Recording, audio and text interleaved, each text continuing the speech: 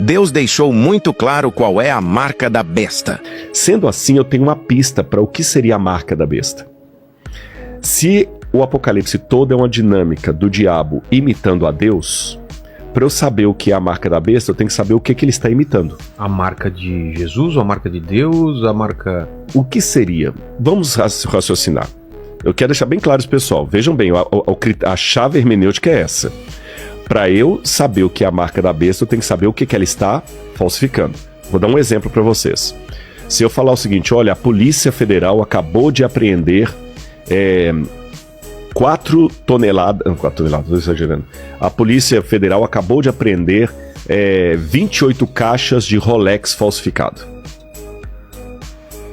Daqui a 2000 anos, se o pessoal quiser saber o que é o Rolex falsificado, eles têm que voltar hoje e saber o que é o Rolex. Rolex falsificado não é uísque. Exato. Rolex falsificado não é caneta. Rolex falsificado não é celular. Qual a única coisa que pode ser um Rolex falsificado? Um relógio. Um relógio. Ponto. Quem desconhece o que é o Rolex hoje, vai inventar um monte de coisa. Que o Rolex é uísque falsificado, que o Rolex é um óculos falsificado, que o Rolex é... Mas quem conhece a mentalidade fala que o único Rolex falso é relógio. Porque ele está falsificando um Rolex, é um relógio. Concorda comigo? Perfeito. Beleza. Se a marca da besta é a falsificação de algo de Deus, eu tenho que descobrir o que está falsificando. É um uísque? É uma caneta? O que é? Quando você vai ao Antigo Testamento, Deus dá uma ordem aos hebreus lá no livro de Deuteronômio, e essa ordem aqui é precisa porque aqui Deus resume qual é a essência do judaísmo. Aqui a essência do judaísmo está aqui, olha, que é o Shema Israel, Adonai Eloheinu, Adonai Echad. Eu ouvi Israel, o Senhor teu Deus é único. Lê para mim, por favor, Deuteronômio capítulo 6, esse versículo aqui em diante, ó. Escute Israel, é esse? O Shema Israel, escuta Israel. Escute Israel, o Senhor, nosso Deus, é o único Senhor. Portanto, ame o Senhor, seu Deus, de todo o seu coração, de toda a sua alma e com toda a sua força. Essas palavras que hoje lhe ordeno estarão no seu coração. Você as inculcará. Inculcarás é colocar na cabeça de ensinará. Tá. Eu estou inculcado com isso, eu estou pensando nisso. Você as inculcará a seus filhos e delas falará quando estiver sentado em sua casa, andando pelo caminho, ao deitar-se e ao levantar-se.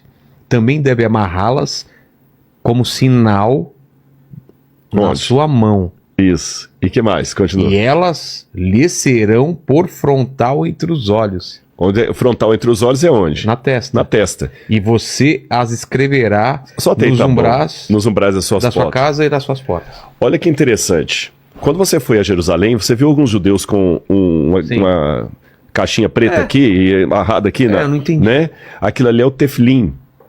O tefilim é justamente o cumprimento do que está aqui em Deuteronômio. Ele pega o resumo da lei, que é o Shema Israel, Adonai Eloheinu, Adonai Echad, que é o resumo da lei, e ele coloca na testa e na mão. Enrola e vai orando. E o anticristo coloca também um sinal onde? Na testa, só que na mão direita. Tá vendo a paródia? É a bolsa igualzinha da Louis Vuitton. É um relógio Rolex falso. Quando perguntaram a Jesus qual é o maior dos mandamentos, ele resumiu a lei e falou o seguinte: a lei é o seguinte, amar a Deus sobre todas as coisas e ao próximo como a ti mesmo. Certo. Quando você pega os 10 mandamentos, os 4 primeiros mandamentos da lei de Deus, amar a Deus sobre todas as coisas, não tomar o nome de Deus em vão, tá certo? Não adorar, não ter outros deuses diante de Deus, não tomar o nome de Deus em vão, não adorar imagem de escultura e guardar o Shabat. Esses 4 primeiros mandamentos são os compromissos do ser humano com Deus. Do 5º mandamento até o 10º são compromissos do ser humano com o ser humano. Você tem que honrar pai e mãe, não matar, não adulterar, não roubar, não sei o quê. Percebeu? A primeira tábua da pedra são meus compromissos com Deus. Entendi. A segunda parte da pedra, meu compromisso com você. O Shabat eu guardo para Deus.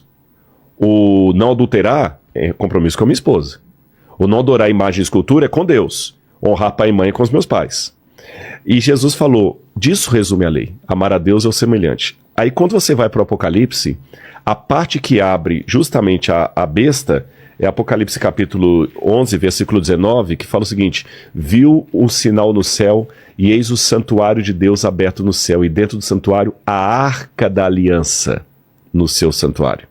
A arca da aliança, você sabe que é a arca dos 10 mandamentos. Que as tábuas estão lá, o maná e... Exatamente, e os 10 mandamentos, e a vara de Arão. E a vara de Arão. E aqui, quando fala dos que iam lutar contra a besta, aqui fala em várias passagens isso aqui, olha os que iam lutar contra a besta, esse último verso aqui, ó.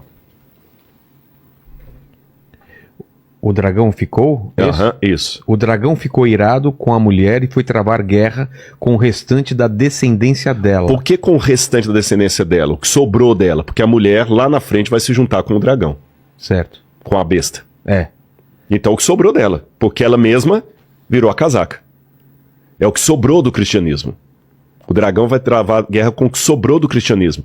E qual a característica do grupo que sobrou do cristianismo? Ou seja, os que guardam os mandamentos de Deus e têm o testemunho de Jesus. Ou seja, o testemunho de Jesus, eles creem em Jesus e guardam os mandamentos de Deus. Então, quando o anticristo começar... E esse mesmo versículo ele é repetido mais 2 vezes aí no capítulo 14 e no capítulo 13. Ou seja, quando o anticristo começar, ele vai unificar o mundo e ele vai criar dispositivos legais que vão contrariar a lei de Deus. E a grande berlinda é: eu sigo agora o establishment do mundo que vai unificar o mundo, ou eu vou ser fiel à minha consciência? Tá certo? É isso que nos aguarda. Mas eu sei que tem gente para falar. Se você quiser puxar alguém, jogar. Depois eu termina jogo. aqui. Ele termina no 18 assim: e o dragão se pôs em pé sobre a sobre a areia do mar. Aí quem vai surgir do mar? A besta do Apocalipse.